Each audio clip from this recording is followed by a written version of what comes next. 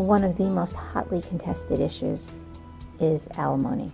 Alimony is support for one spouse or the other, and it's really a simple equation. It's the need of one spouse versus the ability of the other spouse to pay.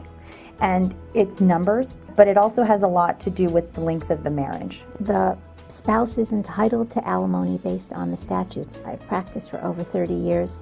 I've had 4 men in 30 years who got alimony. And I know it's a new world, but the majority of my clients who are women come in and discuss alimony with me. The legislature has been dealing with this and struggling with it. So the Florida statute has changed in that it has specifically defined the terms of the length of a marriage and what kind of alimony you're entitled to in those marriages. It depends if you have worked before. It depends if you're working, what you're earning.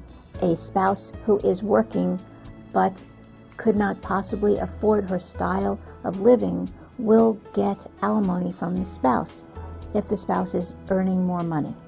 And essentially, our job is to go in and determine what your need is as a spouse and what your other spouse's need is in terms of their ability to pay.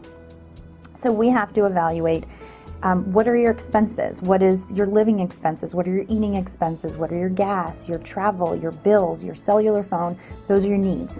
Now the ability to pay is your spouse's income minus those necessary and reasonable expenses, and whatever's left over, that's the pot that alimony is going to come from. And whether or not you're entitled to it is the next question.